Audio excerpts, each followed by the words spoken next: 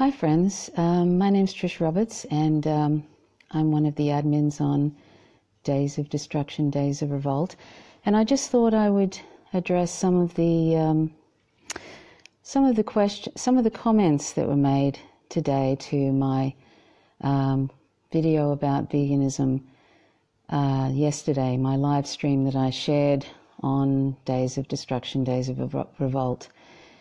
And often we get, as vegans, we hear these comments in various forms, and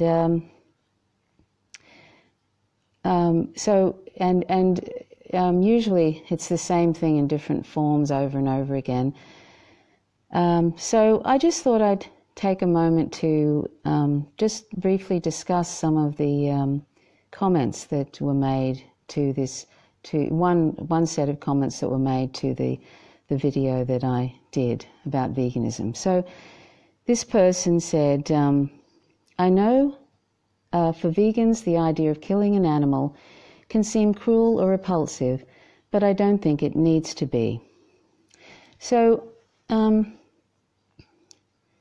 first of all, I'll just briefly say what veganism is so that people can, then I'll go from there. So briefly, veganism is an ethical position. It's not a diet and it's not a fad or a health kick. It's an ethical position, just like any other ethical position, which rejects using animals, non-human sentient beings, for food, clothing, entertainment, and other reasons. And it rejects the property status of animals, and that includes any use of animals which is so-called humane farming, which is sort of a myth, really. It's just humane farming is really something that industry has discovered actually sells more animal products. The idea, the sort of myth that's promoted that there's such a thing of humane farming, and that it's a better way to use animals. But that's really, it's just really to make more profit from selling very, very expensive animal products. But it also is just, it's just economically efficient for industry to bring in those supposed welfare reforms which make us all feel better about consuming and eating animals and using them. But the thing is that if those reforms were applied to humans, they would be considered torture. And if you've ever been to a slaughterhouse, it's a horror house. It doesn't matter where a slaughterhouse is, and it doesn't matter that those welfare reforms that are brought into slaughterhouses are implemented. Animals still are tortured and eventually killed in a most horrific way, and oftentimes because of and this is in large slaughterhouses, often due to the fast-paced lines, animals are often not rendered unconscious, and many hundreds of thousands, in fact millions of chickens and pigs are boiled alive in slaughterhouses because of the fast-paced lines, and that they're not rendered unconscious. So, you know, that's the sort of killing, one kind of killing we're talking about, and then there's the other kind which people think we should all revert back to. When I say people think, I mean people. For example, this person who's made this comment seems to think that that we can all revert back to the days when or of hunting, which is a nonsense because we've got billions of people on the planet, and that would be kind of literally an insanity. Also, it'd be completely unsustainable. I'm putting aside the ethical position for a moment that it's morally unjustifiable, but it would be unsustainable to do that anyway. So, and also, even to the so-called, when people have their mum and pop farms and they even if they hold the animal very gently and sang sweet songs to it and stroked the heads of the animals and then slit their throat, animals feel the blood draining from them. They're sentient beings. They know something is wrong. They're being held, and then they have their life draining from them. And I don't know if you've ever been to had given some blood at a blood center. I mean, even just 500 mils, you can feel a little bit unwell. Imagine your whole blood volume spilling out everywhere and people hanging on to you. I mean, that's an awful thing as well. And these animals are sentient.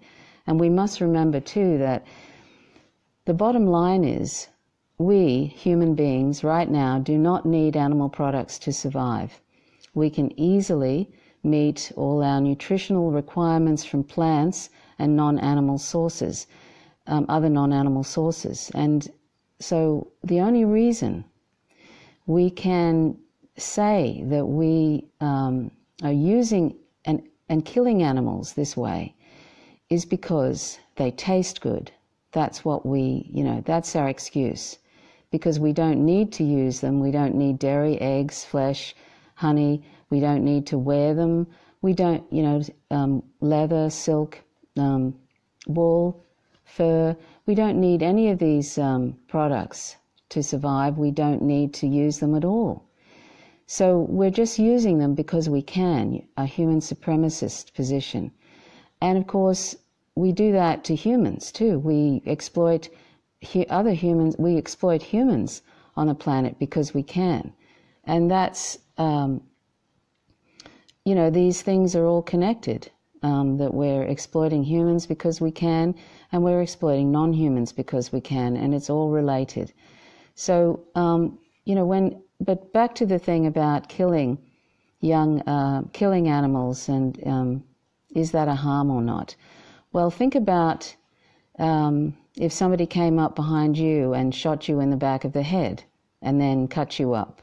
Would you consider, and you didn't see that coming? Of course, would you think that that's a harm? Or, that's obviously, it would, they're taking your life, and you love life, just like sentient non-humans love their life. They love their life just as much as we do, and they don't want to die. And these are all completely unnecessary reasons why we are killing and using them. And so I'll just, that's just a little sort of an explanation about that. And also, when we were young, most of us have been told, well, certainly in Australia, I don't know what it's like in the US, but in Australia, most of us are told when we're young not to hurt animals. We're told not to harm the dog, not to harm the cat who's living with us, to not kill, and that it's not right to kill. And oftentimes children have this inclination to when they find out that the animals that are on their plates, that they're animals that are on our plates, they often sort of have a revulsion to that. That's not uncommon for children to have a revulsion when they find out that these animals that they're reading about, that their mum and dads are reading to them in, the storybooks, the happy little farms, the happy little animals, when they hear that these stories, and they're stories because it's completely nonsense, these happy little farms where everybody's happy and the animals are happy, and then, it's as if they never ever get killed. It's as if they're young and never taken from them and killed or whatever. When children hear that, these myths of the happy animal farms and how lovely the animals are, and then they find out, we find out that there's animals on our plates. This happened to myself with my nieces, and when they found out I was vegan, and they had a great interest in it. And at the time they were like, I think they were 7 and 8 years old. And they really had a strong inclination toward that. They could really understand what was wrong with these animals that they'd been fed stories to when they were young, about, little happy little animals, and they were given names and everything. I mean, animals are often given names, and look at this there's a whole industry of children's books about animals, and oftentimes they're anthropomorphized, and we project all sorts of things onto animals that are our own characteristics.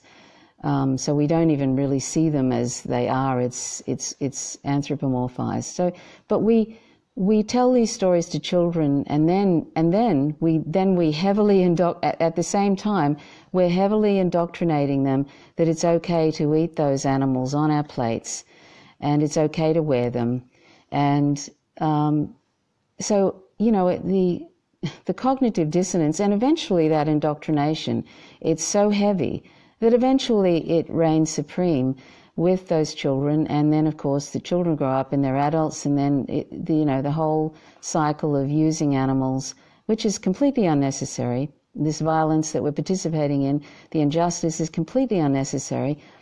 That is normalized, and it's a heavy indoctrination right from the get-go, right from the moment we're born. The minute we can understand, our parents and everybody around us in society is telling us that this is normal. It's normal that we should exploit the vulnerable. They don't put it that way, but it's normal. Go on, eat your, steak, such and such. That's okay. They're meant to be. We're meant to, sort of use animals. They're here for us. And at the same time, we're reading them sweet little stories about animals, on happy animals, the happy, so-called happy little farms, the mum and pop farms where nobody dies, nobody's killed, nobody gets any of their children taken away.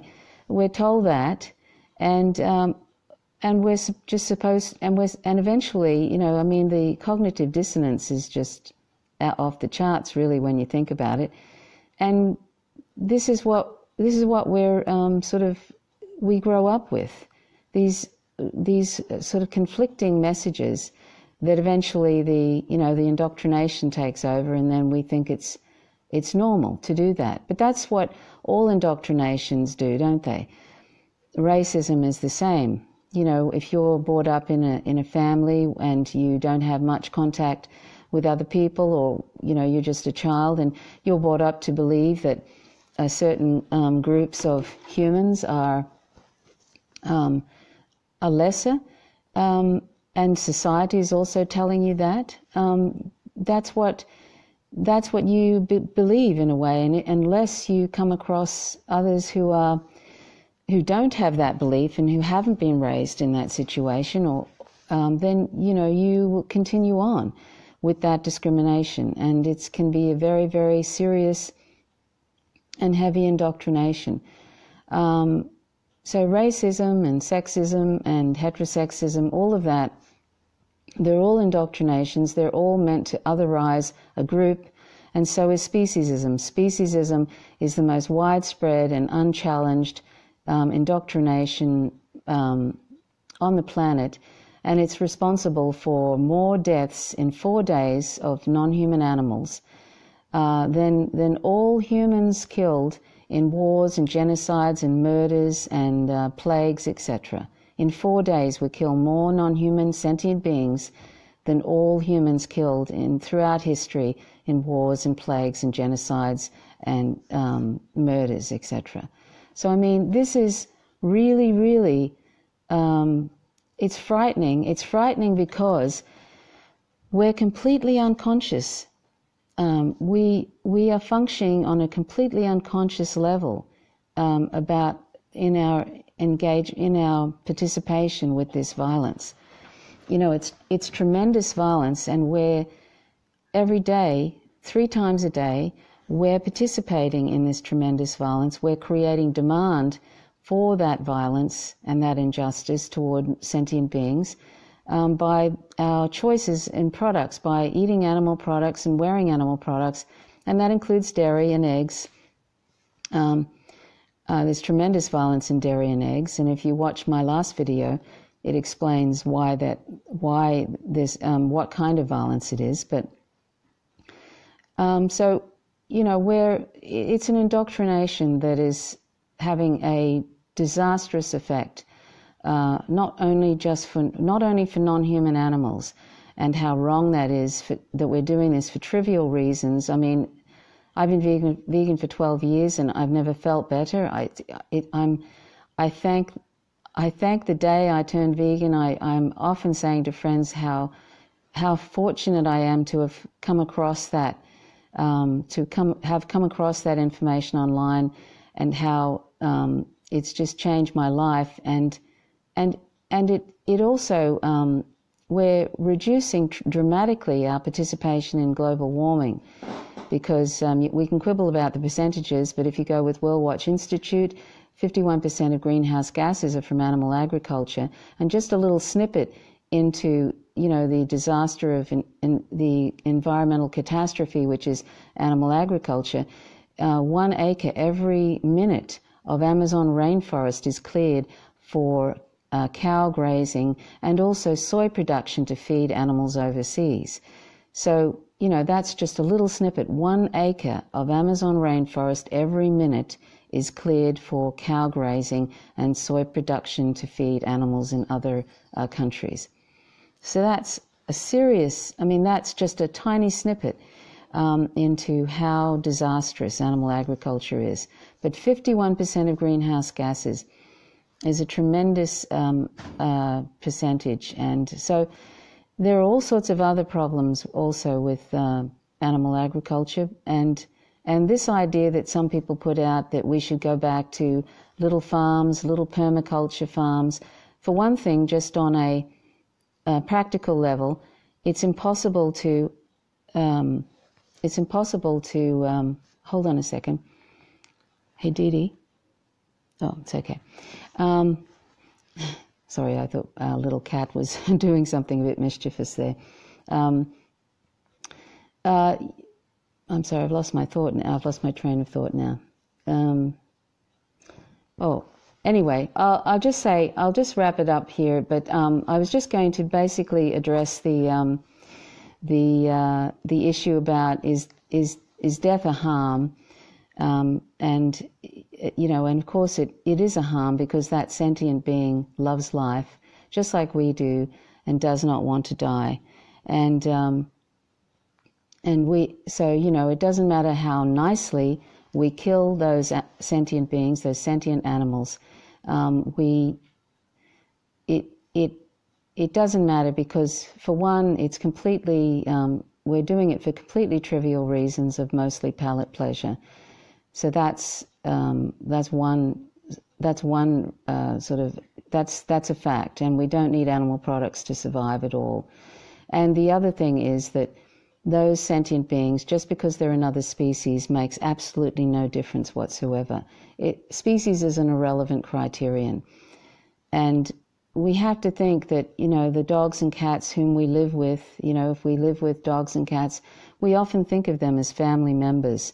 And we love them very much, right? And even though they're actually considered property, still considered property by society, but we love them very much, and there's absolutely no difference between the animals that we share our lives with and the animals who are in the fields, who love life just like we do and do not want to die. So I'm going to wrap it up here, and just hold on a second. I won't wrap it up here. Okay, Dee Dee.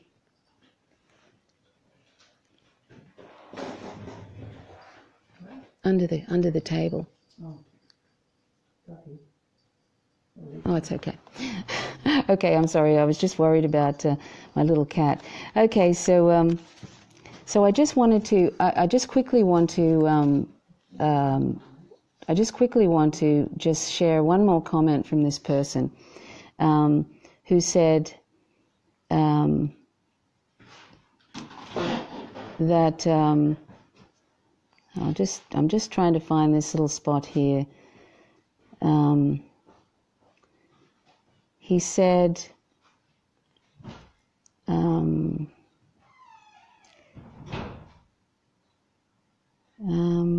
he was talking about how, he said, this is talking about chickens.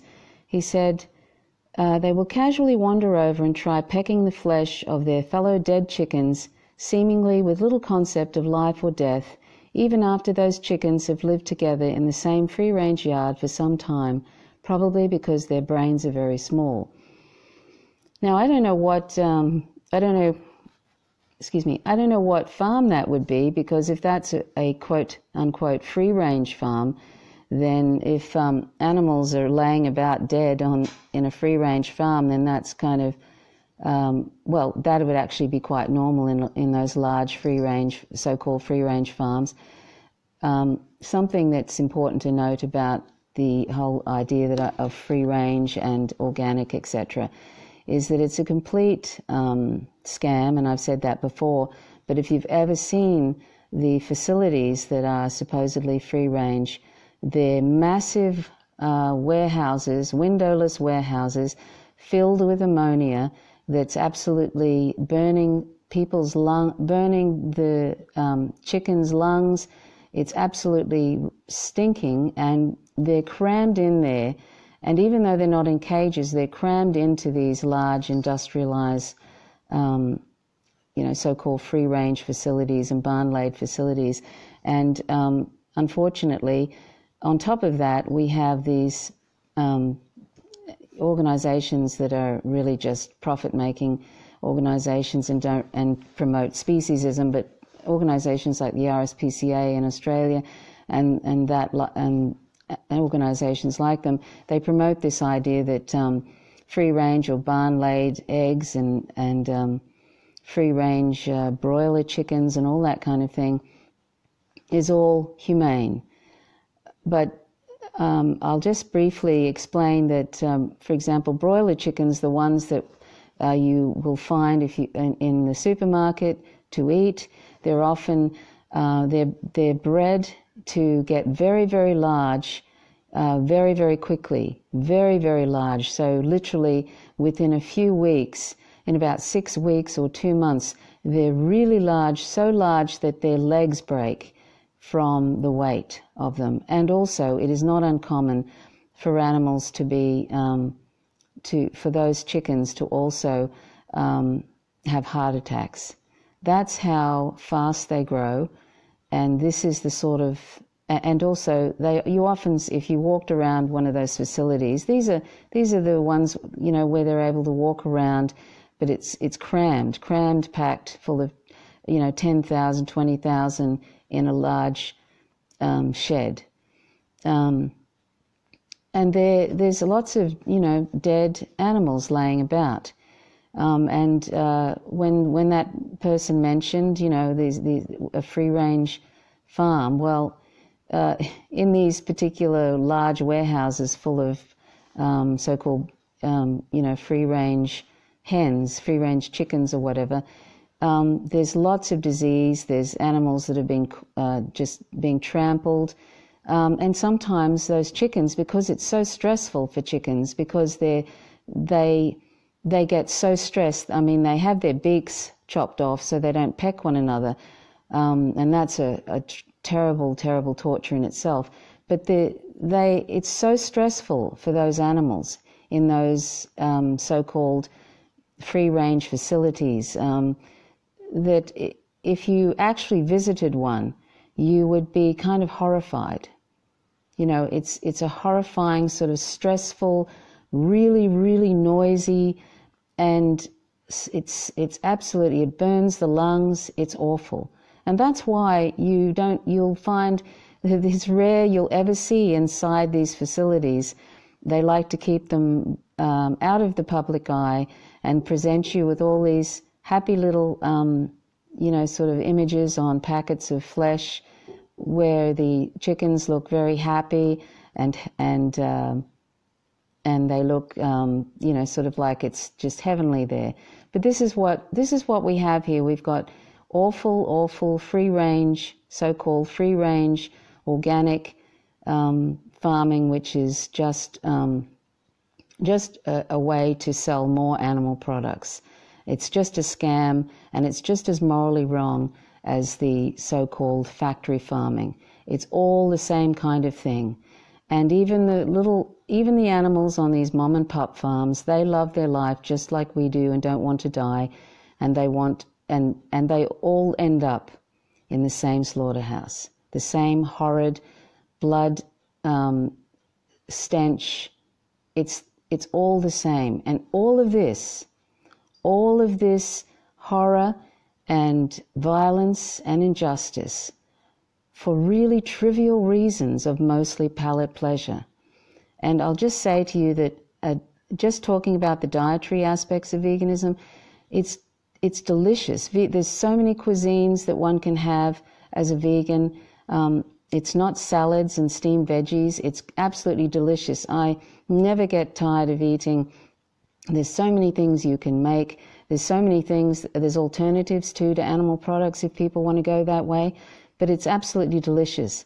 I don't feel I'm missing out on anything, and I also have no trouble finding alternatives for animal products to wear. It's really quite. It's not a hardship. It's not a sacrifice to be vegan. It really isn't. So don't believe any of this propaganda put out by corporate mainstream media that have animal agriculture as one of their advertisers, and that don't fall for that, and don't fall for all the so-called ex-vegans who, and I put that in quotes because once you've internalized the ethical position, you really don't go back. Don't believe those stories that it's unhealthy and, oh my God, I felt so sick and all of. I mean, I'm sorry, but we need to do some research about nutrition. There's a great site, nutritionfacts.org, which presents science-backed information about a plant-based diet, and I'd say that I can confidently say that it's better, much better for you than the animal products that we consume, and certainly in the amounts that we consume them. So anyway, I just wanted to address a couple of there were some other comments there, but sorry I've been a bit distracted.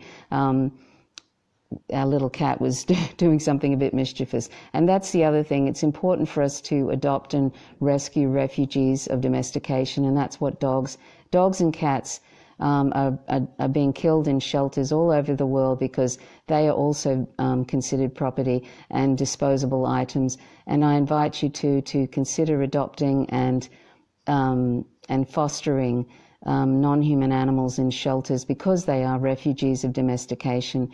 And so that's an important thing, as important aspect of being vegan as well. Anyway, thanks very much for listening. I might leave it here. I've been a little bit distracted, so I'm sorry about that. So I just wanted to address those comments that I read today in the thread. I thought other people might find that interesting. I hope I made sense. Okay, well, thanks very much for watching, and I might do this on a regular basis about veganism. And if you are interested in becoming vegan, please check out my vegan resource, howtogovegan.org. Okay, thanks so much. Till next time. Bye for now.